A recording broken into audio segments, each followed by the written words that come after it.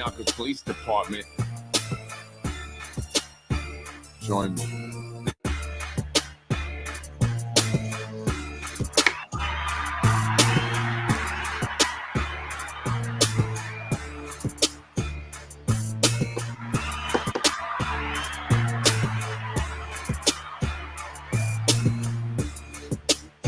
And there he is, folks, Anthony DiMaggio, popular demand.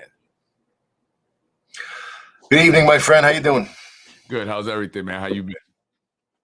Pretty good. Pretty good. See, the people are demanding you. You're in demand, man. Is that right? Yeah. Your comments. When is Anthony coming on? This is his time. Oh. Yeah. So they want to see Anthony. Yeah, I mean. No, people are very interested. If you go on the YouTube, you will notice that, they list the top most viewed podcasts, and your podcasts are up there. They get viewed. Yeah, well, I mean, that's nationwide. People like to hear stories from, inside the police department. So I don't think it's so much me as it is just the stuff I bring to the table, Well, they're definitely interested. So they're watching. So what's going on tonight? I'm just opening up the and I had those sound bites that you sent me. Yeah, well, I mean, I sent them to you because you could use them in a lot of different contexts. Because I have them already programmed in there. They're indicative of a culture that's very unpleasant and is pervasive throughout the city of Yonkers government. So, they're not just pertinent to me. I figure you could use them for when you're talking about other stuff. Oh, you want to play this game? You're going to lose it. Yeah. Well, we do have some important things to talk about tonight, I think. Let's get to it. Yeah, it occurred to me that at some point Mike Hanley is going to be ordered to go out in front of the cameras and throw the CLSA endorsement behind Mayor for Life. And he's absolutely going to do it. It's going to be the case. Yeah, he's absolutely going to do it. Keith Olsen will do it. That's automatic. But the way Keith is rewarded is a lot different than the way the CLSA president is and always has been rewarded. So we've spoken about it a lot of times before. I'm going to give you some real details with some visual aids tonight to let everybody understand just how Mike Spano bribes not only the union presidents. I'm talking about the public sector unions, and what I'm going to speak on tonight is the CLSA because that's the union that I was a member of. I have no doubt that it works in similar ways with the other public sector unions. And after tonight, I hope people have, a really good idea of just how disgusting it really is. That, from what I understand, that female sergeant, who I believe quite correctly, used a great deal of restraint instead of using her personal weapons, tasers, things like that, on those guys who were really just punching each other. There were no weapons involved. Okay. I mean, what would be like the procedure for that situation, right? If you're a police officer, how are you trained in the police academy to deal with that situation? Well, again, look, I think you can train until the cows come home. Each incident that you run into in the street is going to be entirely different, and you have to make split-second decisions. So, sometimes, like I said, police work is all about making the best of nothing but bad options. You know what I mean? Choosing the best of nothing but bad options. So if you can hear the sirens coming and they're close, which she did, but we didn't, because you watch that video right from the beginning, and all you see is like her standing and maybe trying to pull somebody or asking the guy to stop, and it looks extra bad to us at home because we can't hear what she's hearing. The sirens coming. I've said this before. So you're saying reiterating. You're saying that she heard the sirens, so she figured backup is on the way, right? Rather than me, pull out my gun or make the situation worse. Maybe even get hurt myself. Even the taser, which is not a panacea, a word the mayor likes to use himself. It's not. It's these dudes are drunk. When you're drunk, you bleed more heavily from the head if you get a head wound, right? So even though that one guy was kicking the other guy a couple of times in the head while he was down, it's still better than pulling out your taser, buckling one of them, and watching them go down like a tree that was just cut down and cracking their head on the sidewalk. Now someone is really going to be seriously injured. From what I understand, that guy wasn't too seriously injured, that guy that took the beating. So she used a lot of restraint, knowing this is going to be over in 30 seconds because I can hear the backup right around the corner. I'm not going to pull out my taser and start strapping people down. Okay. I think that was the right decision. Do you think Now, officers are more concerned and more hesitant with how they approach situations too? Because of the climate, things that have happened nationwide. the Ferguson effect, yeah, sure, it's a real thing. That's what it's called, the Ferguson effect. I haven't heard that one. Yeah. Hi, Cops Michelle. Well, we just started the podcast, so we're just talking about the officer, the sergeant, female sergeant who arrived to the scene. So anyway, what I was about to get to is that from what my sources tell me, Mayor for Life wants days from her. He wants days of pay, in the double-digit range. And to me, that's insane. If Mike Hanley lets that happen, and I have no doubt that he will, then all he's going to do is prove me right about what I've been saying about him, which people generally know by now anyway. But this is his opportunity to show everybody that Anthony DiMaggio is wrong. Look, I'm going to fight the mayor on this. Okay, I'm going to take. What do you mean by that? I'm sorry. He wants days from her, like he wants her discipline to the tune of a loss of paydays. Up in the double digits, from what I'm told. And there were negotiations going back and forth. I don't think they should be negotiating anything. I don't think she did anything wrong. I think that is his job. If he has half a brain, he can very easily take it to court and make that point. He won't do it. After the mayor punishes her unjustifiably, in my opinion, he'll come right out and throw the endorsement to Mike Spano, even knowing what he did to me. And he knows, Mike Hanley knows that everybody else knows by now what he did to me, one of his own members, and he's still going to go out and throw the endorsement behind Mike Spano. Do you think that will affect the way police officers deal with situations that like that moving forward, right? Well, instead of just hey, listen, I got to do something. I don't want to get double-digit pay days taken away from me, and then be blasted in the media and national media, really, because this made kind of national headlines. This was in papers nationally, so. And then now they're going to go and shoot somebody, right, who are in a fight because they got to break it up. They don't want to get disciplined. Yeah, well, you mentioned it on a previous podcast. You're damned if you do and you're damned if you don't.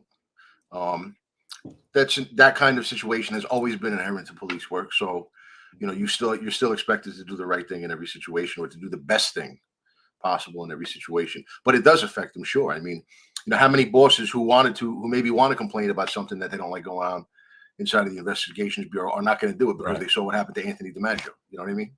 So of course, when the union president stands down to get his plunder pass, and that's what we're going to talk about tonight, the plunder pass. Okay, when that happens and you effectively have no union, you're effectively reduced to an at-will employee, and you're going to work on a daily basis as such. You can't take a stand on anything. So this is really important for officers to listen to because, especially the new cops coming in who are paying, union fees and are expecting that the union will have their back, like they're supposed to. And that's not maybe the case. And they're in a situation, they're in a job where, they're presented with situations like this sergeant was, where they could be put, where they could lose their job or, have some disciplinary action and no one's going to have their back. And now it's highly political. Like you said, it's been talked about nationwide, not like as much as some other incidents, but a little bit. No, I actually saw the video on a website like that where you find like all kinds of unique videos that are hard to find. I found that whole video. Yeah, I'm sure. Because to the untrained eye, to people who don't know what they're looking at, it looks bad. Okay. But that is Mike Hanley's job. It's his job to fight it. You don't let the mayor take 1 day of pay from her. Okay. You fight it. If she loses, it's her decision to fight it. I'm sure she would want to, because, if you can make the arguments, you can present the talking points that I just made to the court, to the public. Okay. You can get them to understand the realities of police work and why, even though that guy might have had some minor injuries, it was really the best outcome, given that the backup was so close. Because as a cop, you're obligated to protect the suspects as best you can as well. If that one of them would have pulled out a knife or a gun or something, then you're talking about a different story. Then she has to, start using weapons. But these are a bunch of drunken slobs. None of them is Mike Tyson. They're out there punching each other sloppily. It's not like, it's just, he's being political. The mayor's being political with this.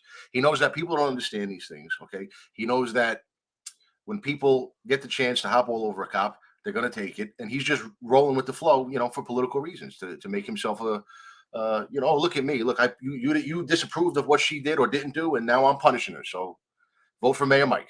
But did it have to come out? I mean, why? I don't. I mean, why did Rule Rose get the video and all that stuff? I mean, why didn't they just try to keep it, rather than make it political? I mean, I feel like that I don't know. They talked about it more than that's really how we really know all about it, right? Because they put it out there. So I don't know. Yeah, I don't know. I don't know who put it out there originally. I know the Post got a copy of it somehow. I don't know who did it first. So I don't know. Yeah, maybe that's true. Maybe it was coming out of the Post and stuff. You want to get ahead of it. Yeah. So why isn't Mike Hanley gonna fight? Well, one thing real quick, I want to ask you. So, do you think she will fight it, or she'll just, because I would imagine that she's just going to take that, hit, and then just move forward rather than go through getting an attorney, trying to fight it and all that, and making things much, may seem worse, and she's in a different situation than you, where she actually still has her job. You don't. So for you have to go the distance, Right. Well, that's her decision. She may choose to go that route, to hell with it. I'll take my rip. I'll go back to a desk and I'll just stay there for the rest of my career, which unfortunately is how a lot of cops think, me, I dreaded going to a desk full time, but, what happened? I'm not following. Did something happen to YPD? You want to explain? We're talking about the incident with the female sergeant with the drunks fighting outside the bar. But we're leading into, a little chat about Mike Hanley and Chris Koch and another person who's a CLS person. And, why is it that they don't do shit for the membership? And we're going to talk about that right now. I've been commenting on some of your podcasts over the past week, talking about the plunder pass. Okay. Now, I mentioned Steve Squig in this capacity a couple of times. How is it that the guy makes $207K a year working for DPW? Well, he has an enormous plunder pass, being the mayor's nephew. And what that essentially means is he's stealing overtime. Okay. He's no-show overtime. He's putting in for overtime that he's not working. And his supervisors, knowing that he's the mayor's nephew, are just approving it. Because, they're not going to say nothing. Yeah, of course. Right. I mean, how much is he really stealing? He probably, my sources tell me he probably makes, in his position, in the area of $150,000, $160,000, which is a hell of a lot of money for what he does, in the first place. And then on top of that, he probably works some legitimate overtime. So he's probably stealing somewhere in the area of $40,000 worth of overtime, and his uncle looks the other way. And that, permission by omission to punish is what I call the plunder pass. Now, this is how Spano controls the union, the CLSA, right? When I told that story about the 16-day window where Mueller had made an appointment for me at the IMA clinic, then waited for my daughter's mother to file a family defense petition. Then when she finally got that opportunity, he canceled the appointment and then made another one, right? Now, without getting into all those details again, on the night that I was served with the first appointment notice, okay, there was a set of circumstances that we spoke about and we'll speak about again at some point, where they did not want an electronic record of any sort, email, text message, anything, of when I had been served with that appointment notice, because they should have served me with it weeks before, okay? Now, they didn't want an electronic record of any kind, so what they did was they hired two lieutenants, okay? Lieutenant Jared Singer, who is the CLSA secretary, and Lieutenant Glenn Caserta, who is the CLSA treasurer, okay, to come in on overtime. It's a recall overtime. They each get 4 hours, even though they're in and out. It's a minimum of 4 hours at a rate of about $125 an hour. Okay, so that's a nickel each. That's about $500 each, about $1,000. They paid these two CLSA board members to come and hand me this piece of paper. Right? That's how desperately they wanted no electronic record of when it was served to me. Now, okay, some might say, well, maybe that's department protocol. That's what my father initially said to me. So, well, maybe that's department protocol. What do you know? I said, okay, well, there's only one problem with that argument. After Mueller canceled that appointment and then gave Glenn Caserta a new slip for the second appointment 2 days later, he just texted me a picture of it. Right. So if that isn't protocol, then. So if you can just text me a picture of it, why didn't you do that with the first one? The answer is because he was told not to. He was paid overtime to come in and keep it a secret by doing it in person. Okay, now this is a CLSA board member. Now, my question to him would be, hey, Glenn, you don't see something wrong with that? You don't think there's a scam going on of some sort? Right? It's pretty obvious that there is. And as the CLSA treasurer, you're a high-ranking board member. You don't ask any questions? You know what I mean? You should be pretty much obligated to, unless you're just a dope who didn't see what was going on. Right. You know, but Glenn is not a dope. I know Glenn. Glenn and I got along pretty well before all this broke out. And you know, why does he not ask questions? Why does he basically stand down just like every other CLSA board member does? The answer is because he just like the other guy that came in that night with him, Jared Singer, they both have cushy desk jobs, cushy desk lieutenant jobs as commanding officers with plunder passes, built-in overtime. Now, how could there be built-in overtime? How could you project? How could you know for a fact that you're going to get 15 to 20 hours of overtime every 2-week pay period? That's something that I wonder. And really quick, I just because you're talking about a lot of overtime, you're paying these guys, you know, unnecessarily for overtime. Steve Squig, you're mentioning.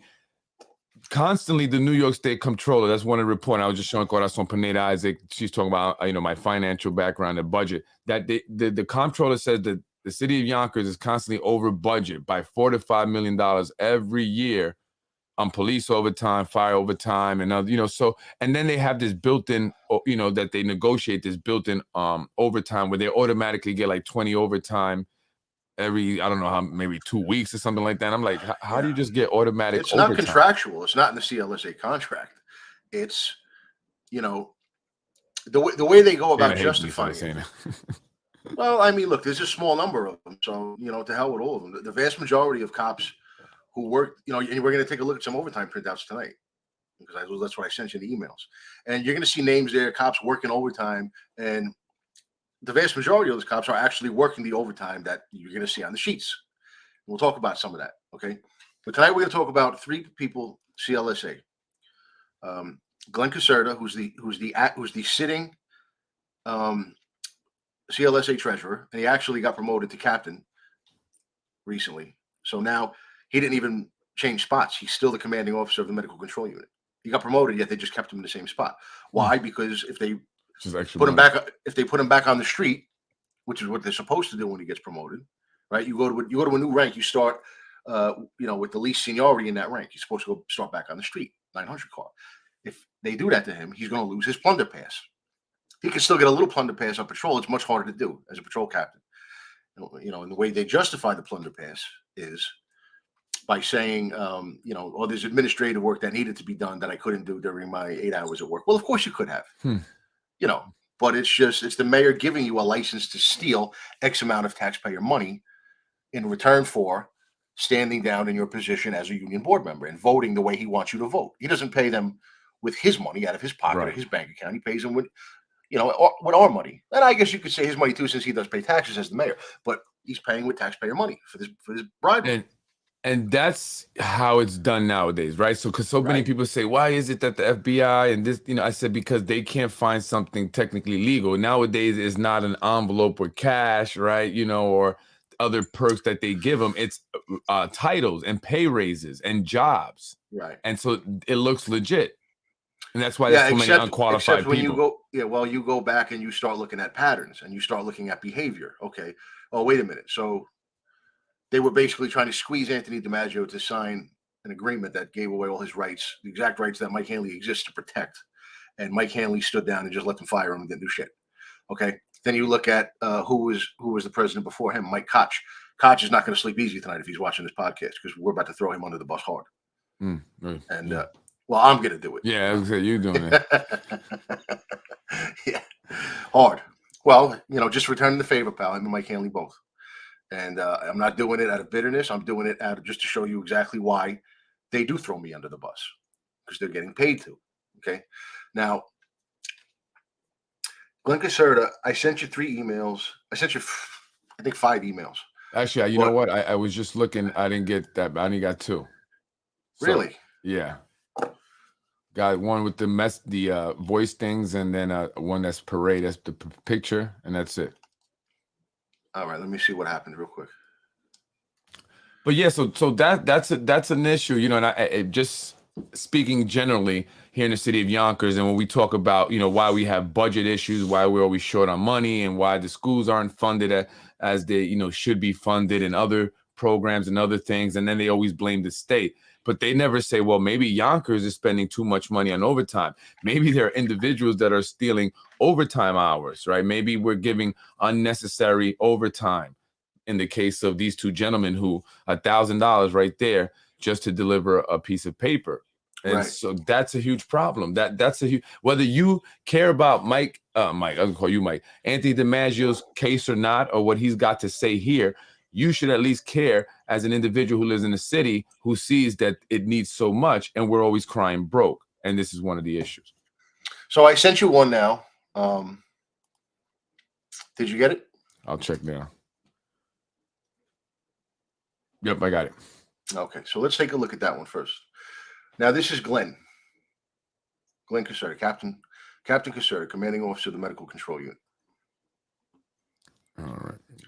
So what you'll see, what I basically did was I procured overtime printouts for 3 different pay periods, all within the last couple of months. Now, the way police overtime works is the pay period starts on a Friday and ends on 2 weeks later on the Thursday. Okay, and but a different Thursday to Friday period than the actual pay period. That detail is not really important. Just know that it's a 2-week overtime pay period. Okay. Now this is right. So this is in early December, from December 2nd to December 15th. Captain Glenn Caserta. You see, I have him boxed off there. He put in for 3 entries, 4 hours of recall overtime, serve papers. Okay, that's the same thing he did with me that night. Extra tour overtime for COVID notifications, and 4 hours of extended overtime IME notification. Okay, now the big question is, why couldn't he have done all of that administrative work on straight time? Is he that swamped? Well, I mean, he'll argue that he is, and the mayor will argue that he is as well. That's how they'll justify it. So they'll try to justify it by saying he's got so much paperwork and administrative work to do that he can't possibly do it all in a 40-hour work week. I don't buy that. It's a well-staffed unit. And you would know. Yeah, right. So that's one period. If you go to the next one. All right, this is what? This is December 30th, 2022 to right. This is January, early January. And it's roughly similar, right? 15 hours. 4 hours of extended, 8 hours extra tour for a different reason this time, and then another 3 hours of extended. Extended just means, okay, you're off the clock at 4, you stay till 7. Now, I guarantee you, he puts in for 7, but he's out the door at 4:45. So that's roughly a month later. And then if you look at the third one, 14. All right, extended out 2 hours of extended overtime hours for home checks. Home checks, someone's out sick. You got to occasionally the medical control unit will go to their house and make sure that they're actually home sick when they say they are. I can tell you right now, he doesn't need to be doing that personally. 4 hours of recall overtime. I don't know what that's all about. Maybe some sort of a meeting. Look, it's not impossible that the guy is going to work, an hour of overtime here and there. Legitimately, you know what I mean? But what I'm saying is that when you are standing down in your capacity as a union board member, the mayor, you're doing it so that the mayor will reward you. And the understanding is, okay, you're going to come off the street. You're a board member now. You're going to come off the street. You're going to get this cushy gig running the medical control unit. You're going to do everything I say. You're going to vote the way I want you to vote. You're going to make sure the union doesn't cause any problems for me to the best you can. And you're going to get 15 to 20 hours of overtime per check. Guaranteed. Find a reason to put in a claim. Okay, if you're only at 4 to 6 hours legitimately, find a way to steal 10 more. And I'm going to look the other way. And your bureau chief is going to approve it on my orders. Okay, that's called a plunder pass. Now, this is a moderate plunder pass. This is, remember, 14 hours overtime, you're talking about $125 per hour. So you're looking at $1,700 or so just for this one pay period. And that's in 2 weeks. Yeah. That's on top of your base pay. Yep. Now, I could go on. $3,400 extra a month. That's your mortgage right there. Yeah. I mean, I mean, that's all taxable, obviously. So it's not, you're not going to take home that much, but it's still Yeah, a I lot of know, money. but this shit, yeah. Now I could have done this for Jared Singer and, for previous people and things like that. You know, in the name of saving time and in the name of not burdening my sources too much, and in the name of really just kind of cutting to the chase with the people who played a direct role in my situation, we're only going to do 3 people. All right, that's the first. Other PBA Yes. presidents get stipends? Yes. Would you happen to know the amount? I know Keith Olsen's is considerable. Might be in the wheelhouse of $40,000 or $50,000 a year. Wow. Yeah. And from what I understand, Keith is eligible to work overtime. I think I've seen him. That might have been before he was the president, though. I mean, I remember seeing him back in the day on the street in plain clothes, now and then doing something, gang unit related or something like that. And Mike Hanley, I found out something interesting about Mike Hanley today, as far as, why don't we go to the slides with him? I got to send them to you. Wow. Man, I should have been a cop. I don't know if I would have got hired, but let's take a look at Hanley. And now I'm going to explain to you really how it works with the CLSA president. Not bad. It's pretty good money. I mean, I don't know. What do you guys think? What do you folks think out there, listening to Anthony DiMaggio and discussing this overtime that these individuals are getting? What do you think? Do you think, they deserve it, or, you're okay with it? Are you right? upset? So are you mad? Like Willie Cave Jr. days, a police sergeant in a gang unit.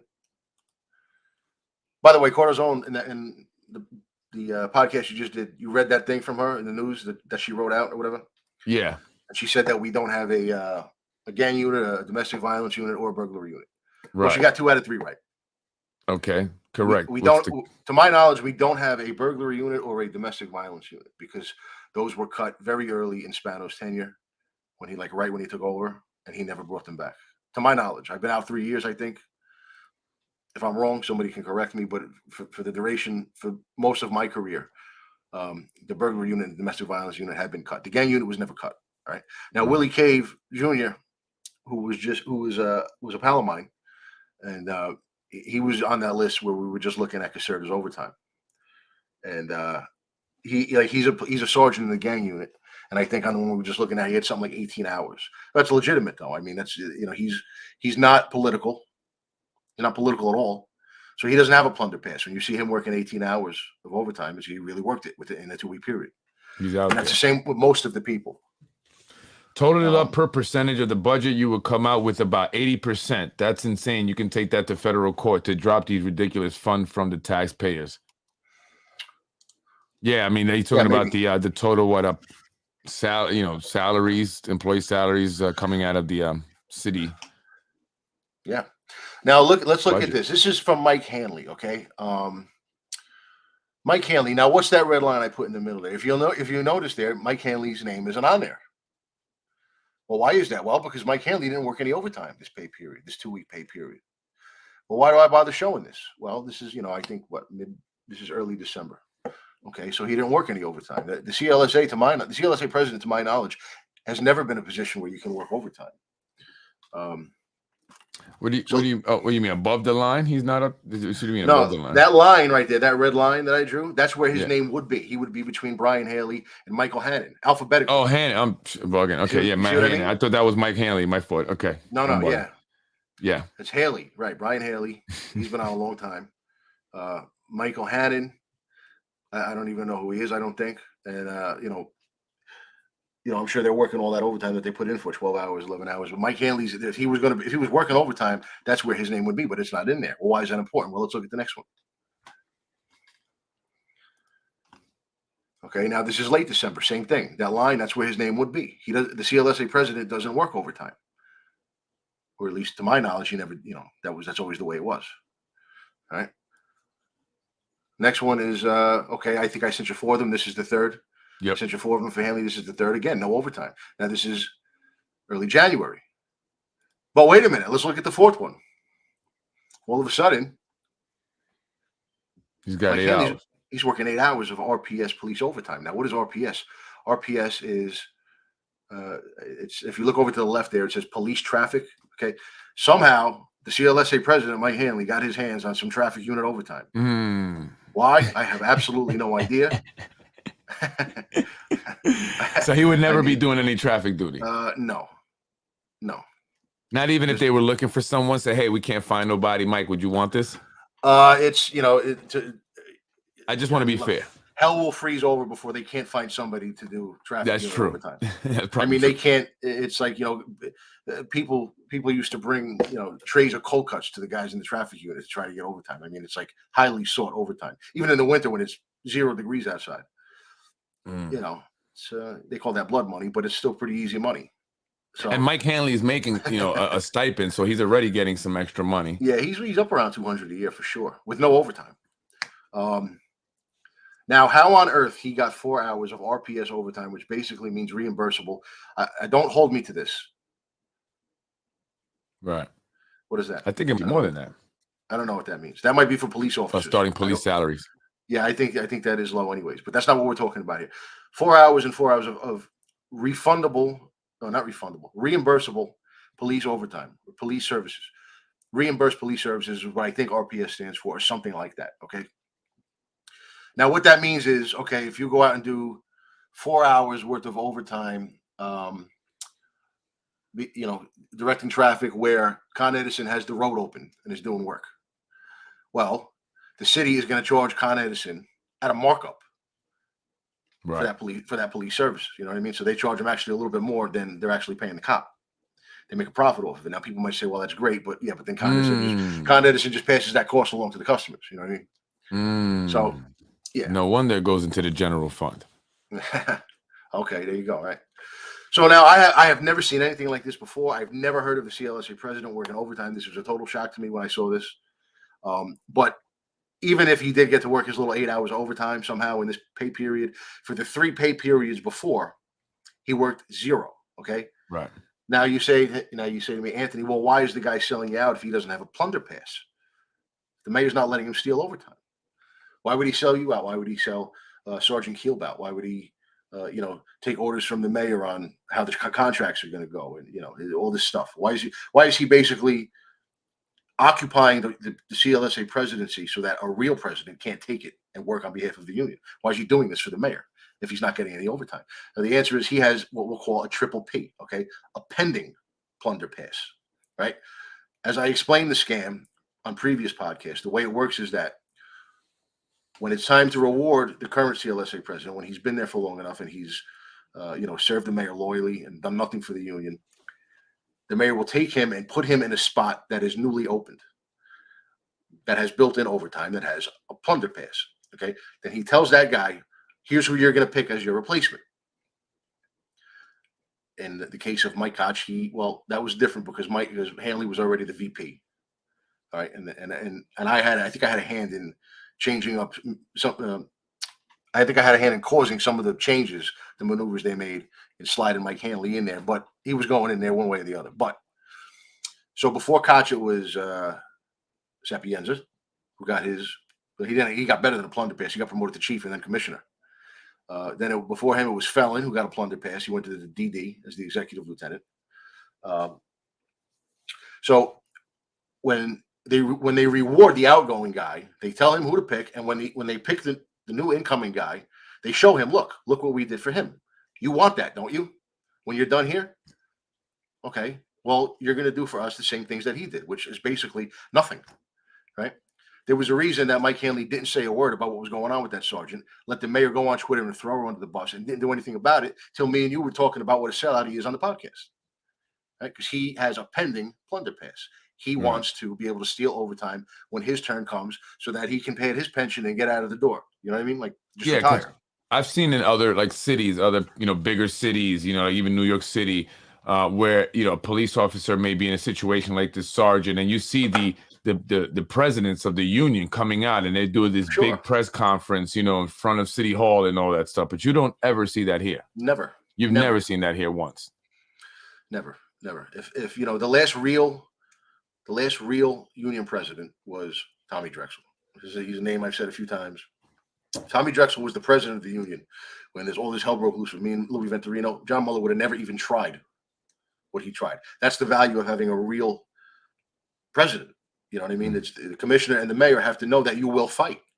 And then when they know it, they don't even F around. You know what I mean? Not in that way, not the way that Mueller did with me. That was just totally wild and uncalled for. But he's a sadist and he likes doing these things to people. And he knew he was going to get away with it because Mike Koch was awaiting his assignment to the traffic unit. Now let's get to Mike Koch. Let me send you that email. This is going to blow your mind. This is less of a plunder pass and more of a rape and pillage pass. This is just disgusting. Hmm.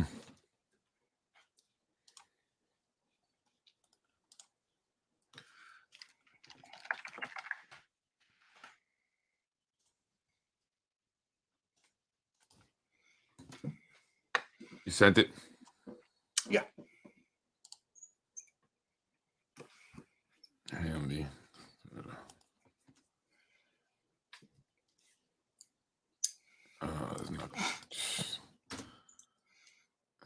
It wants to there we go.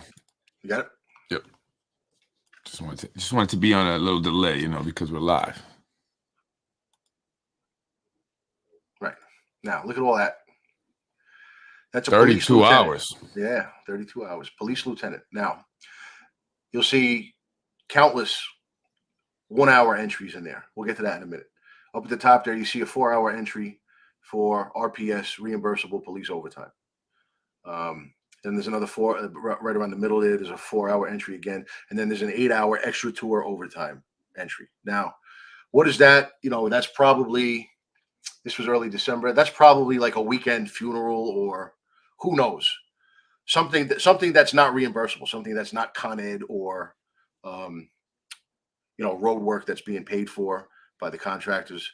Hold on one second. Romario, is that you or anyone else not hearing us? Just let me know if you don't hear. Someone says no audio. I want to make sure. I hear you. Okay. Well, I don't know if it's both of us, to make sure that the whole podcast is, All right. Well, anyway, go ahead. Right. Someone else. Yeah. Okay. So what are those little 1 hour entries? Well, first of all, that extra tour that he worked, I guarantee he didn't have to work that. They could have let another cop under him in the unit work that. But, he gets part of his plunder pass, his massive plunder pass in this situation is he's going to get somewhere in the area of 30 to 35 a check. Maybe probably an average of about 30. Yeah. At 125 an hour.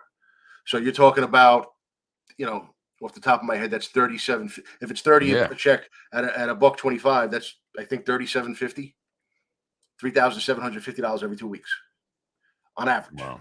Okay. You want to wonder why the guy works $100,000 in overtime every year. Wow. Now, when he was the CLSA president, before he got this assignment, he didn't make any overtime. Okay. So when he was selling out, he had the pending plunder pass that Mike Hanley now has. Right. This is why I sent him that long email letting him know you're a sellout. You're not coming to IED with me. Right? And this is the traffic unit he's in. Right. If you go back to that podcast where we showed that long email, there's a paragraph in there where I talk about him, just being the next mercenary to sell out the union on behalf of the mayor and upper management in exchange for some lucrative future reward. Okay, some lucrative future reward. But in other words, a pending plunder pass. He wants to go to the traffic unit and steal from the city, steal from the taxpayers. That's a lot of money, man. That's just, right. And so that's what I say to people, this year we have a mayor, and I'm not trying to, go off track, but this is important. Even though you're talking about your situation and what you know and stuff, this pertains to so much more also. And this is important for people to see on so many different levels, and so we have to think about that when voting for, elections next year. This is part of wasteful spending. It's bribery. That's a lot of money, man. Stone cold bribery. It's a D felony.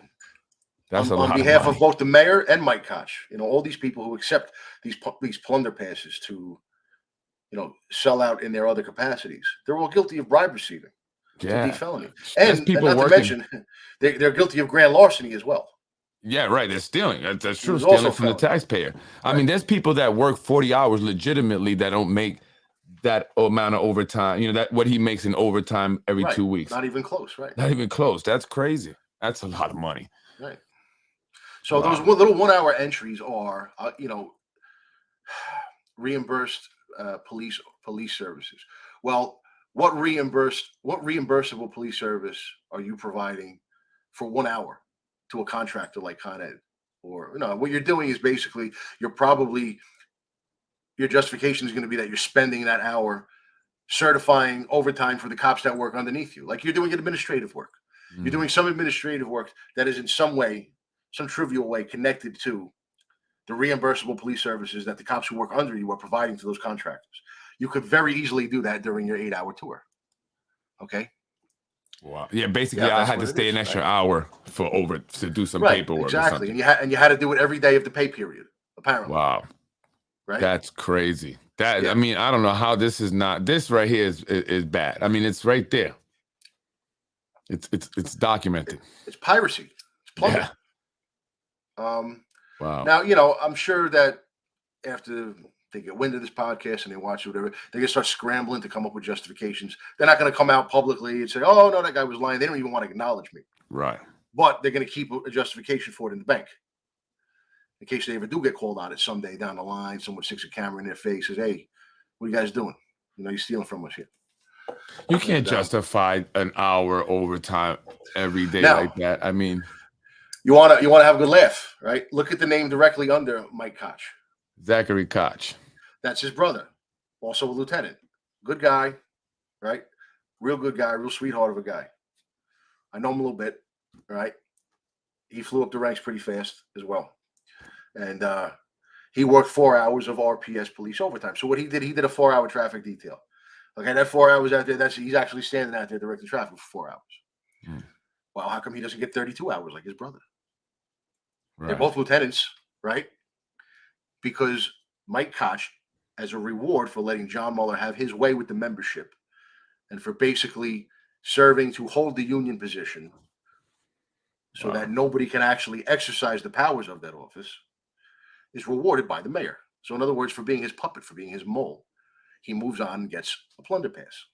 But the mayor would never get in trouble, even if they came down and said this. Someone got in trouble for this. It wouldn't be the mayor. It would be the person, either him and the person signing off on it. I mean, look, if you had a really, really good, savvy prosecutor who had the time and the ability and the authorization to go ahead and put together the pieces, the pattern over the years, because this is not these Hanley and Koch are not the first two. This started with, I believe, John Mueller after Tommy Felon. I could be wrong about that, but that's the information I have. That's the way it started. It was Mueller, then Felon, then Sapienza, then Koch, then Hanley. So the last five haven't had a real president since Tommy Drexel retired. This document right here that you're showing, is this something that's public? No, I don't believe so. No. Okay. So I want to make that clear. This is not public information, folks. So what you're seeing here is exclusive. Mm-hmm. Like that. Yep. I mean, salaries, end of year salaries are, and sometimes in the paper at the end of the year, the paper will give a number as to how much overtime was made by a certain individual. But you'll like the sheets, the actual printouts that break it down hour by hour. This is not public information. Yeah. This you have to get from the inside. There you go. The mayor allows it, but he can always deny it and hang the commissioner if he wants. And this is what I try to communicate and convey, the message I try to convey in my podcast when I say to the people, do not do the things they're asking you. Many people are putting themselves in potential legal trouble by doing the things they're asked. That's what's going on in the building department. That's why you can get a licensed engineer in there. No one's going to do that. Sign off on what he's signing off. But it's crazy. That's a lot of money, man. I'm upset about it. I think most people here in the city should be upset about that. There's so many people hurting, don't have a job. Right. There's so much that we need here in the city, and this is what's happening. And there's nothing wrong with it if you're actually working the overtime and it's legitimate. That's the thing, I mean, I'm not gonna. Yeah, if it's legitimate, we need it. If it's needed, no, I get that. But I mean, you're basically saying this is bullshit. So this, what I mean. So it's bullshit. Yeah, the lieutenant, the commanding officer of the unit, the lieutenant, is not out there working traffic. Right. If you see him working 8 hour extra overtime shot, there might, I don't even think Mike Koch rides a motorcycle. He's too pretty and too, he's a guy who was tanning. I don't think he rides a motorcycle. If he's out there working 8 hours of extra 2 hour overtime, he's probably just riding around in a car doing God knows whatever. He doesn't do traffic. You're not going to see the commanding officer of the unit Right. working, with a road open by a Con Ed job. Yeah, standing there all day. Yeah. So I don't know what that is, that 8 hour extra tour. But even if it was legitimate, whatever, those little 1 hour entries are not. Let's go to the next slide. 35, even more here. Yeah, 35. Yep. He wasn't happy with 32. He needed 3 more extra hours. No, well, Koch would steal 135 if you let him. I love how he tries to spread out the 4-hour overtime thing. That to me, the way it's done there, it almost looked like he's intentionally trying to spread that out, like it's BS. Well, those are, yeah. I mean, I don't. Again, there should be, see where the zeros are on the right. There should be some sort of a description of the overtime work there, just like there are for other people. Right, I see that. Yeah. The guy, I don't know how to say this guy's name, Andrew K. something. CNR, like that's got to be a patrol cop. He's working in police 3rd precinct, police 2nd precinct. Those are extended tour overtime. So he got on some job that was an arrest. The job number was 22170706. And look, he documents it. He justifies it. Right. He tells you exactly what the overtime was, gives you a file, a claim, or whatever number here. Right. Yo, this is crazy. Right. That's all that is just payment for sabotaging the union. That's it. Wow. And so see that, there's two more. Now the next one, I think he actually came in light. It was during New 19. Year's. Guys, 19, right. So yeah, so if they tell him, look, you're gonna get 30 a check, and then he does 32 and 35, well, they're gonna expect him to come in a little light on one. And then he could go back. Well, it's Christmas. It's Christmas time. You have to buy some gifts. Well, yeah, you stock up on overtime during the year, and then you go light during the holidays. You're going. Well, this is after the holidays, from 30 to the 12th. So he got his money up, bought the Christmas gifts, and I'm gonna just relax in the beginning of the year.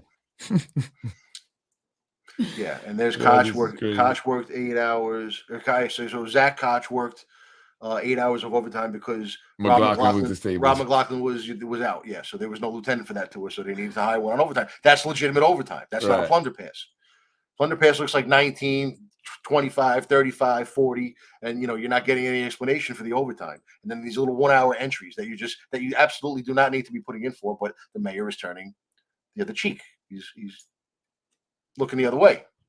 Maybe he doesn't know about it. Let's give him the benefit of the doubt, and let's send this to the mayor. Let's say, hey, mayor, we have a concern here, Anthony DiMaggio and I, and we like to sit and meet with you about it. And that could be very possible. Yeah, yeah. I'll bring the Dunkin' Donuts minis. Yeah, and bring us some coffee. And we'll go over this. Maybe he listen. He probably doesn't know. Now he will. And I think there's one more for Mike Koch. Let's see. After the 19, he went back to what? 28. 28. Right. So they're telling him, keep it at around 30. Yeah. Keep it at around 30. Yeah. And that's his reward. If you look at what his numbers were, his final number was for the last year, it was it had to be somewhere in the area of $250,000. At least 90. That's how they're making that freaking money. When you look at the salary and you see something, 250, 270. Well, I've seen a lot of those. Yeah, a lot of those are just senior cops who they might work in the precinct or wherever they work, and they're just they're bullying the younger bucks to work. They want to work all the overtime. They're just bullying people. You're using their seniority, throwing it around because they're just greedy and want to work. But they are working it. That's the point. The point is that they are in fact working.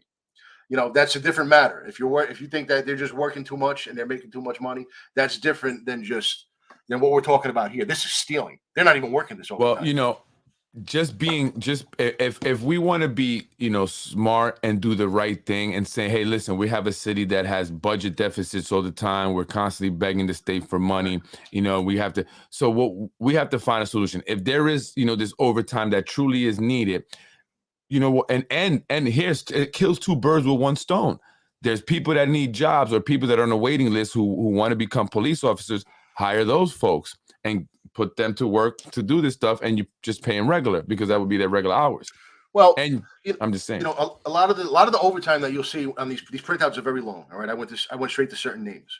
So if you see some senior cop who's working 50 hours overtime or whatever in a pay period, well, you gotta be careful with that, because what that means is that there was 50 hours of overtime to be worked.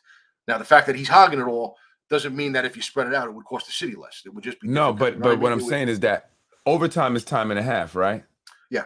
Okay, so I'm saying is that if you hire more police officers and say that 50 hours, you spread that among or give it to a police officer, and that be his regular hours, you're not paying that time and a half, and you're providing a job to someone else who doesn't have it, because there are many people who don't get hired, right? And they're like, oh, I've been trying to get on the police and I don't get hired, right? So now you have more positions, right? And then you can spread that hour so you don't pay the time and a half.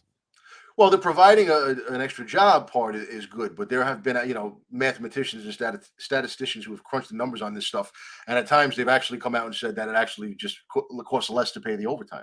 Don't forget, when you hire a new cop, you got to cover benefits, you got to pay into the pension, you got to train them, you got to, it's there. So there are costs that are unforeseen. Right. So it probably works out. Yeah, it works out to be about the same. So there is overtime to be worked. There's no doubt. Except that they don't get more jobs this way, so let's do it the other way then. But when you're a lieutenant working at a desk, there's not much overtime to be worked. Okay, that's why the mayor, attaches these plunder passes to those positions, to the traffic, and rewards people who sell out the union with those positions. Okay, right. It's not a coincidence that the commanding officer of the traffic unit, the commanding officer of the inspections unit, the commanding officer of the medical control unit are all CLSA board members. Okay, and who I don't even know who the VP. The VP is right now. That's a good connection to make as well. So they're all board members as well. Right, and what's his name? Ralph Carosa, who is the commanding officer of the Gestapo, the SIU. I like most of the guys who work in that unit, so I shouldn't really call it that. But I call it the Gestapo because of the way the mayor uses them, not because of the character of the cops that work in that unit. They're all good guys, but it's the way that he uses them that make them look like the Gestapo. I mean, I was around those guys yesterday at the State of the City meeting. Yeah. And they were hanging out by me. But they all seemed cool. Like they all did. None of them grilled me or gave me evil look. They were all. I know all of them, and they had smiles on their face. So and I've seen other cops that were kind of more like grilling and stuff, and it was not those guys. So and it was really John Mueller. I should stop saying that now, because it was really John Mueller that was using them that way. But Spano does too, to a degree. They're not supposed to be his secret police. You got a raucous meeting going on. You should have uniformed cops there. Right. Well, there definitely were uniformed cops last night, but I mean at that other meeting, at the city council, yeah. So let me just skip to one part, and I'll skip a little bit ahead in my story. There was an occasion where my father told me that he bumped into Mike Spano with Stu Leonard's, who up by Rich Hill, and my father was going to get a few things, and he bumped into the mayor outside there, and a conversation ensued. At which point, and I'm just getting this, this is where my father passed it to me. Spano said to him, "Why did he turn his back on the union?" And I had already explained this to my father, whose jaw was on the floor. He had a hard time believing it at first, because he was the CLSA vice president under Tommy Drexel, who was the last real president that the CLSA had. So and that was under Emma. My father retired under Emma Cohn, so he wasn't even around when these state politicians, who he knows very well, got demoted to city government and came in with all their savvy politics and started paying off, union people and neutralizing all the checks and balances and things like that. So to him, this was very foreign. But I explained it to him. He gets it now. I was actually just talking to him about it today. But at the time, all he knew was that I had played golf with Mike Koch the day after the day or 2 or 3 after he became the CLSA president, and he actually said to me, "I got nothing going for myself. So when they called me, I was happy to take this position because I could see what I could get for myself." He actually said that to me. Okay, now my father relayed that to Mike Spano, who, according to my father, even Mike Spano's reaction was like, "Oh." "Oh, okay, so he knows what's going on then." Yeah. So and I'm learning that as I am around more of these individuals, that it's almost like I don't want to use the word family, but I do, because it's kind of like that. They all know each other very well. Like they get, it's just, and so they hooking each other. It's like one big family that I'm going to hook you up, because it's like the nepotism system. Yeah. You know what I mean? And they all just rotate jobs and look out for each other only. That's really what it is. And it's like, you either in or you don't get in. And then I'm kind of one of the guys that's kind of steps in and out of that. And I'm not looking for favors for anyone, but I see it, because I get close enough to it. And so that's I'm just thinking about that because your dad just running into the mayor like that, at Stu Leonard's, and then just having that conversation like that, right? Just it's not like a big city, I guess, where it's not. It's more. I don't know. It's just so very weird. Yeah, standing outside by the grape stand, while people are walking by, they're discussing corrupt city politics. Yeah. That's for you. Yeah, so, it's a big city, but it's very, very small. It is. It's very small.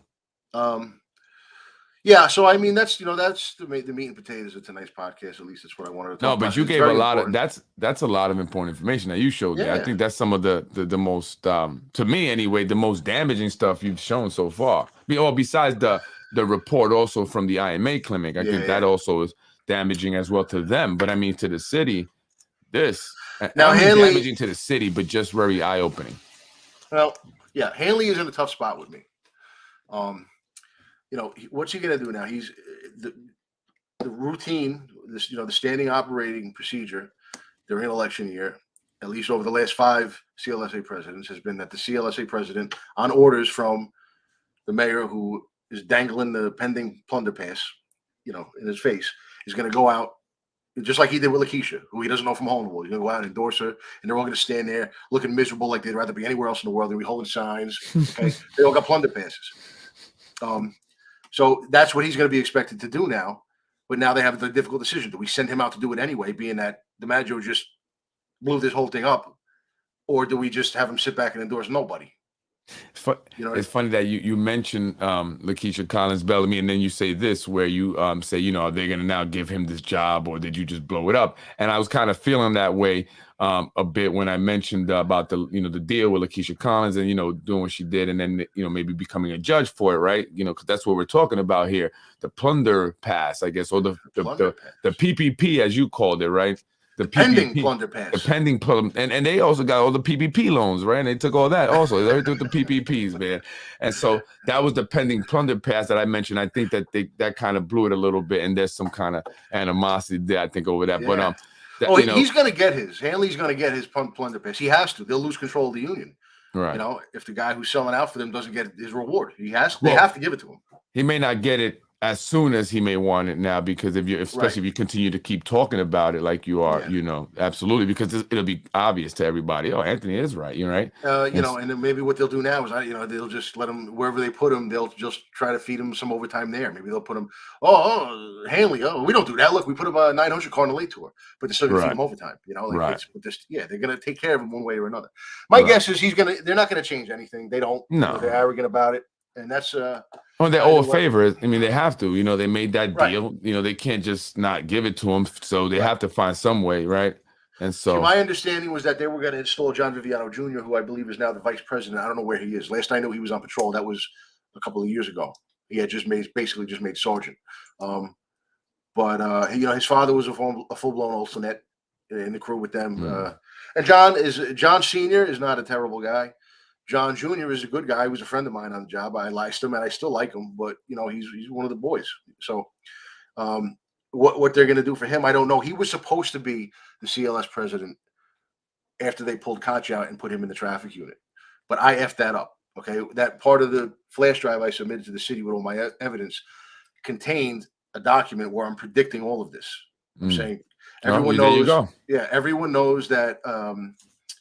Lieutenant Mullins, whose name was Sean Mullen, was the commanding officer of the traffic unit. It's common knowledge that he's leaving soon, and Mike Koch is going to take his place. Then they're going to tell him to tap John Viviano Jr. Okay, it was common knowledge. They called an audible. They still had to give Koch the reward. They still had to give him the traffic unit, but they decided we can't put Viviano in too. We can't you can't make it twice. Completely right. Exactly. So. Then they started calling audibles. We can talk about that at a later date, but basically, I think maybe I messed up John's prize. I'm kind of sorry about that because I do like the guy, but at the same time, we got to take this union back. You know what I mean? Years ago, the mayor would at least let the union president get a win defending his membership just to make him look good. It's all part of the game. Oh, he does that too. Yeah, he does that. He does that, but nobody buys it. No one, Mike Koch was sending out emails. Oh, I'm fighting for this. I'm fighting for that. Yeah, right. And Anthony, what cops told you to step it up on me? We'll talk offline, pal. He's I'm dying glad to you're talk back, about Danny. this. Danny wants to talk about this bad, Danny. He can talk about it. It's America. No one can stop him talking about it. I didn't tell him to stop talking about them. I said start proving some of the things that you're saying, because you're throwing bombs against guys, who are really not in a position to throw bombs back unless they wanted to come on the podcast and do it like he's doing it. But they started telling me things about him that I would rather not say, because it's his business. You know what I mean? So I said, look, this is what I got to do. These guys, some of them are friends of mine. I don't believe what you're saying about them. If you got proof of it, then put up or shut up, bro. That's what I said to him. I didn't say stop talking. I said, if you're going to keep going, at least present some of your evidence, your facts. So email Fredy some things. Do it, because that's what they told me to tell him. Tell him to put up or shut up. Papas and Hutter. Yeah, I guess, and I think that I'm not sure. I know Danny. I mean, Papa's still on the job. So you're slandering a guy who's still on the job, and what they said is tell him to DeVito and them, Hutter, those guys are mostly retired, but it's still, and then still you start showing evidence. It's just slander, man. Venturino, I believe. I'm with you. You know what I mean? And you believe it because you experienced it. Yeah, 1,000%. Right. Because he's a piece of shit. The other guys he's mentioning, to my knowledge, are not. Well, anyway, I'm glad you're back, Danny. But I don't want to talk about that unless you're gonna. So what is Danny? I'm sorry, Danny's saying that he had some he was falsely arrested. Is that what it was? A false arrest? He said he was falsely arrested. He's saying they beat him up. Do you have any pictures or anything, Danny? Like any because if you're gonna say somebody beat you up and stuff like that, I definitely would like to have some, and I don't mind putting that, but is anything like pictures of the, I don't know. Well, I had some stuff about the CJ case that I wanted to talk about a little bit. Oh yeah, give it. So if Danny wants to do something, why don't we postpone it and schedule it? We'll talk offline and maybe we could, see what he wants to do, what his ideas are. So then, what is it you want to talk about in public, though, Danny? I don't want to put my laundry out in public. All right. Well, see, that's what he always says that, though. I'm not gonna talk about my evidence and my stuff on the podcast, but then he wants to hop in with with Pop Shots with you guys. Yeah. We have to see something. I'm just saying, and I get it, because I know there's things that I don't put out either, because it's for other, I have to save that stuff. But so I understand that. But anyway, go ahead with the CJ Hackett. Yeah. So last pod we wanted to we had planned to get to some of the pictures from the parade. Oh yeah, I saw that. I know. I put that picture up. Right now, I sent you one, but I know you have others. If you want to show those too, we could kind of show them all together. The one I sent you was. We have to go through, but I'll show this one here. Here we go. I forget where I was at. And this one actually is. I think this. I only have one other one actually. It's just a close up, but you can probably email you some from my phone right now. You can see this. All right, I got this here. Right. So this is from the St. Patrick's Day parade, right? And I showed this picture in regards to the father of Stephen Dolan now marching in front, almost side by side. But from the picture that I have, the close up, it looks like he's behind. I think maybe he is a little behind. And someone made the comment like he literally has his back, right? He's right behind them. He's got his back, in this whole matter. And so I said, yeah, look at that. Isn't that the Yeah, so they can be quite shameless, and it's just, Joe Dolan is an old school cop. You know what I mean? You were talking about pre-Chucky. He's been around a long time. I'm sure he's seen some wild things. Yeah. In his day. He's been retired for, I don't know, got to be 7-8 years now, something like that. Now, back in those days, you were actually, because look, my father was a retired captain. I know a lot of old timers, man. A lot of guys who've been retired a lot of years. So I've heard all the war stories and stuff. And what I gather is basically you were proud of being an arrogant, ass-kicking Yonkers cop decades ago, long time ago, long before Chucky. I'm not even talking about some of the pre-Chucky cops who are still on the job today. I'm not even talking about them. I'm talking about this is like, ancient stuff before there were cameras anywhere and stuff like that. Right. And that's the era that guys like Joe come from. So when he hops into the parade, knowing that he's under all this scrutiny, and to him, it's no thing to say, oh well, maybe I shouldn't. I should sit out this year, or who knows if he even marched before. but he wants to get in there because he wants to flaunt it. Right. You know I was just going to say that. Well, That's right. his, personality. Yeah. He wants to flaunt his immunity. Well, I mean, he's retired, so he's got immunity anyway. But he wants to. But he's never marched. He didn't march last year or the year before. I don't know. I'm sure he has. He's Irish. He's part of the Emerald Society, which is what it says on that flag there, right in front. Right? You catch that? Yeah. That's Emerald Society. Yeah, that's right. You mentioned them. Yep. Now,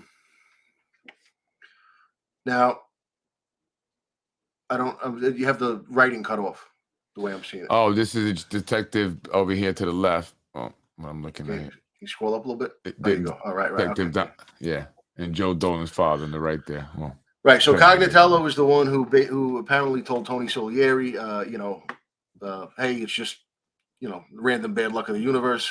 Shit happens. Bad things happen to good people. Trying to deflect the responsibility away from the driver who hit CJ. We've been over it. We don't understand why those cameras weren't viewed. Why the footage on those cameras all along McLean Avenue, those city cameras weren't viewed. Those cameras at the whatever that is, the station, the Con Ed building, right where the accident happened.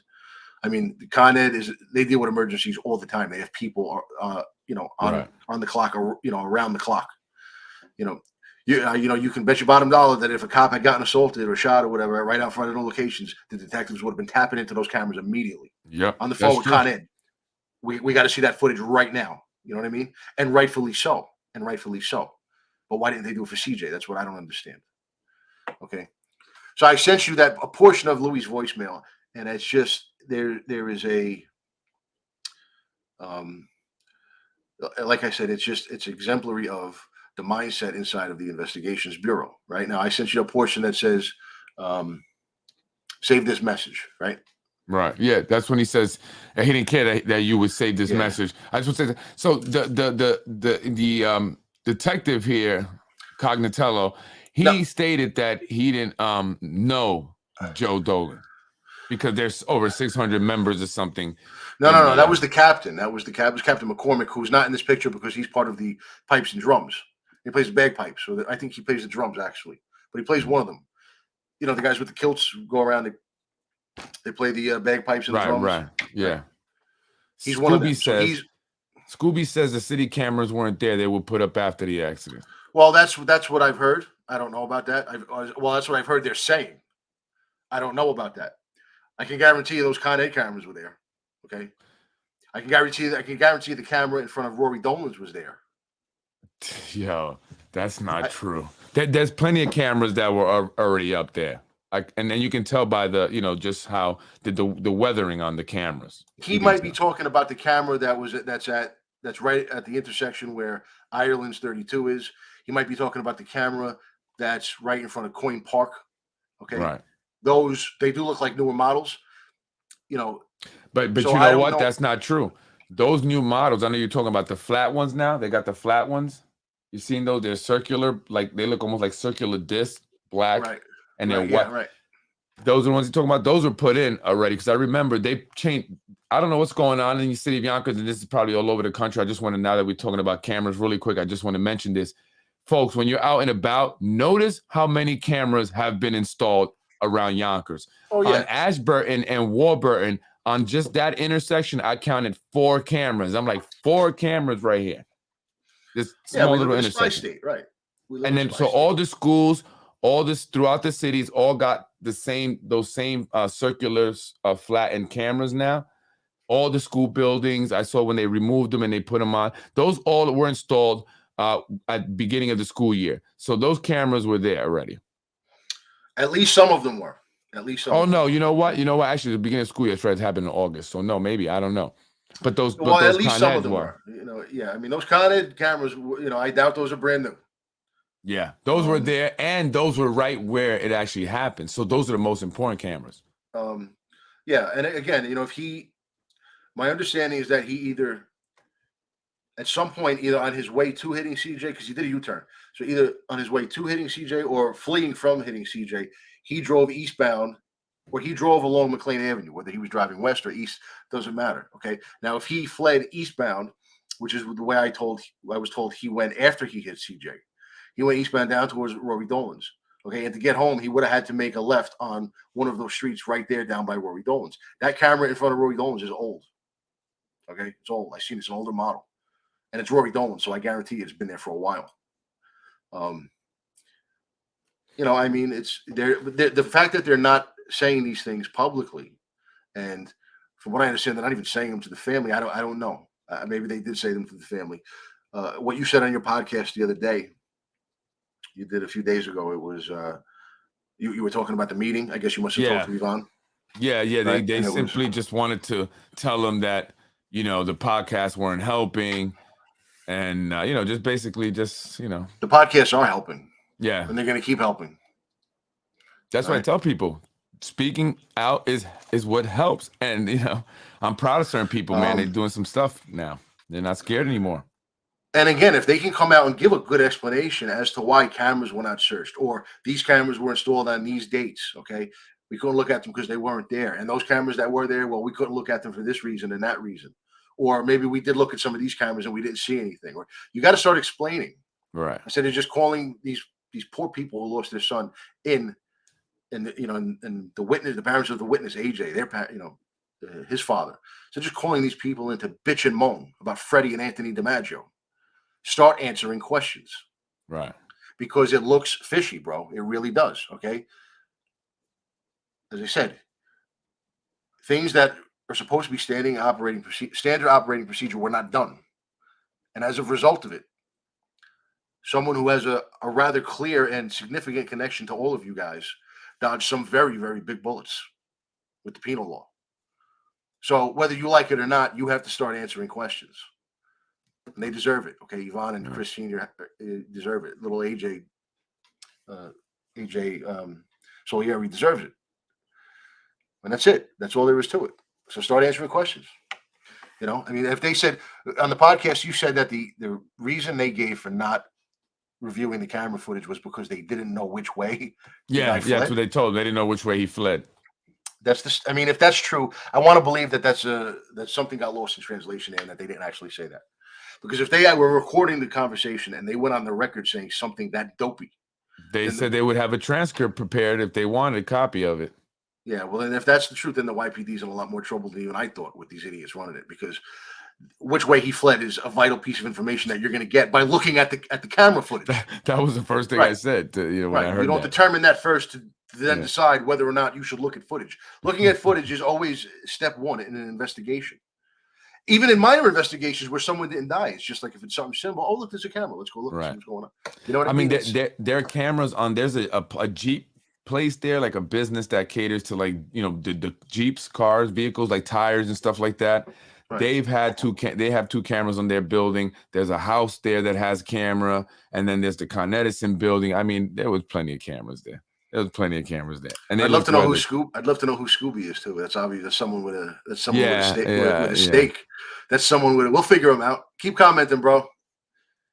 We'll peg you. We always do.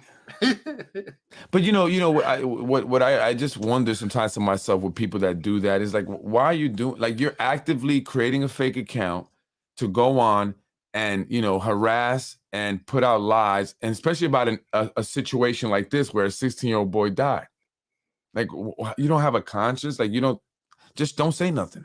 Right. Like, like, so those to try to defend this shit is like, it's crazy. Yeah, it's crazy. It is. It's just, people are entitled to thorough explanations. And I got to be honest, every day that goes by that they don't get one, or the public doesn't get one, it makes it look like we're right. You know what I mean? If this was all bullshit and there were good explanations as to why he was able to sleep off his load, okay, and beat all these serious felonies, you would be out in front of a podium and for cameras spilling them. You would be saying them. Right.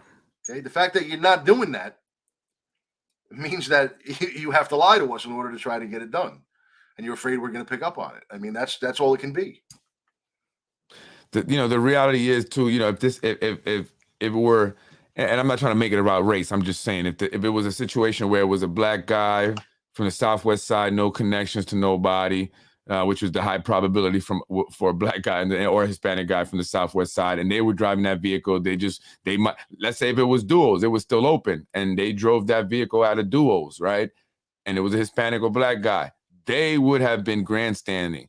The mayor would have been talking about it. They would have been, with the family. They would have been exploiting almost 100%. To that effect, the family, right? And using them and doing 100%. all these different things, Oh, yeah. And so that's what we're talking about. And you guys can see the difference because there's been situations and you see how those have been handled versus this one. And so that's Well, anyway, Anthony, anything else you got to say, brother? It's always good having you on. You go. No, I was gonna well. Maybe. Yeah, and your podcast do well for all those out there who are naysayers and. Well, I think everybody knows that by now. I mean, it's also helpful that it's on a Friday night, which is when everyone's looking to unwind a little bit after a long week. So people who might not watch on a Tuesday night because they got to get into bed early tomorrow, well, they can stay up late on a Friday night. So that helps us too. I think it does better actually. I know that the past couple of times that after 9, and that more people watch. I guess from 8 o'clock. Maybe sometimes 8 o'clock people are still dinner. I eat dinner late, and getting settled in, but we did good today. Thank you, folks, for watching. Again, Anthony DiMaggio will be on next Friday. Right.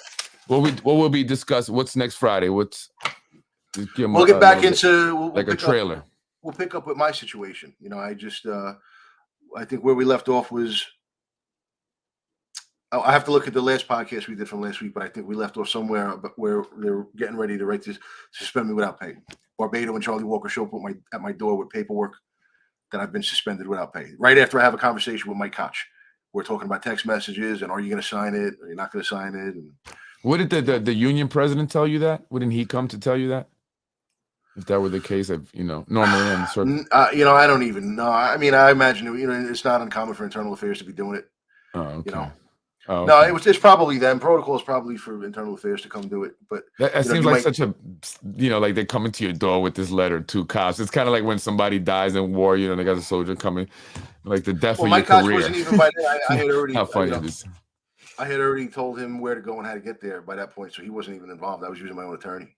Which is why they did it in the first place. And we'll pick up back. No, I'm just picturing these two guys coming to your door, with this letter. Pretty much, there's like I said, when someone dies in a war and they notify the family, you see the soldier coming, the death of your career, and they just hand you that. Fucked up. So let's pick up with Barbados red herring, because Barbados was king of the red herring. Like when he's going to do something illegitimate, orders from above, he'll always come with a bullshit reason why he's doing it, and he volunteers it. You don't even ask. He comes with you and he gives you a reason that's completely made up and has nothing to do with the real reason. It's called a red herring, right? Yeah. And he injects these things gratuitously, as if you're a moron, as if you don't understand what's really going on. My guess is he was recording the whole thing and he wants to go on the record, with some bullshit explanation. Right. But that's where we'll pick up next week. Well, all right, Anthony, thank you so much, man. Have a good week. Folks, thank you for watching. I'm Fredy Vazquez, Anthony DiMaggio. Have a beautiful and blessed night. Remember, expect an endorsement from Mike Hanley. The CLSA going to endorse Mike Spano at some point in the next couple of months, or maybe after the primary during the general. You should see both unions probably do so, the PBA as well. And pretty much all the unions probably, you'll see them all endorsing because, like you said, it's all the unions. Anthony, thank you, man. Have a good night. Take care. All right. Take care. Folks, I'm Fredy Vazquez. That's Basement Politics with Anthony DiMaggio. Join us next Friday. And I'll be back on also to touch a little bit more about Corazon Pineda Isaac. Again, I'm going to be discussing all the candidates in all the elections that are coming on, that are going to be happening this year. So it's not personal, please. It's not, I have to do it. It's what I do.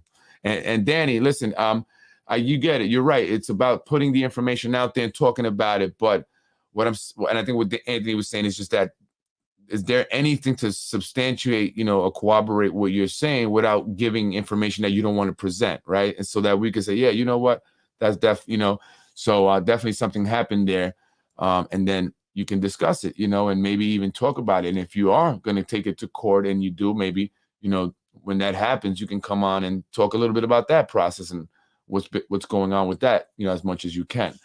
So let me know if that happens, if that progresses to that point. I'm Fredy Vazquez. Thank you, folks. Have a beautiful night and enjoy your weekend.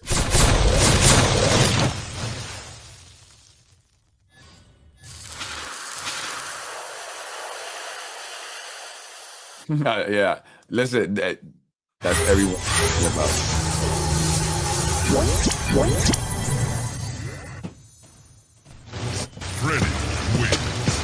I was raised in housing. I don't think you were. I'm Fredy Vazquez. This is Basement Politics Unfiltered. Thank you for watching the show. Shout out to all the new followers to the podcast. And try to catch up. Check out the early podcast. Watch the progression. You can see how the studio goes from bare bones to where it's at now, although it's not a whole lot that I've added to it. But you can see the progression in the podcast and what we talked about here in the podcast. And also, go check out some interviews that I had done with some of our current elected officials and past elected officials, from former Council President Mike Cater to Congressman Jamal Bowman and Senator Shelley Mayer, just to name a few. This is back when they liked Fredy. Fredy wins. Back when the elected officials liked Fredy. Now it's just the people, and that's so fine with me. In another one, Mr. Rubo lied to me, and I don't vote for a person that lied to me. Thank you very much. Fredy wins. Fatality. You're watching Basement Politics with my dad, Fredy Vazquez. You're watching Basement Politics with my dad, Fredy Vazquez.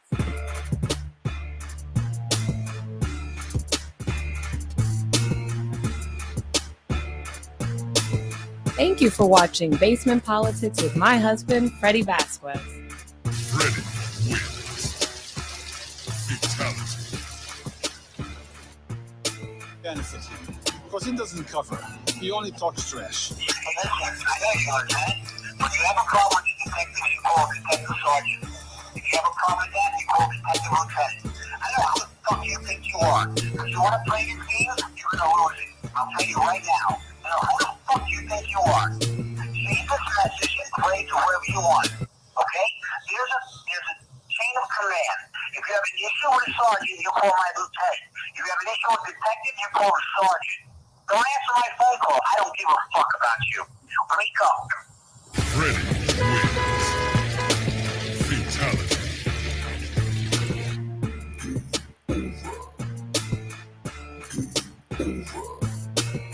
We're going to leave it where it is. Let's vote on this. Let's get it popping. No!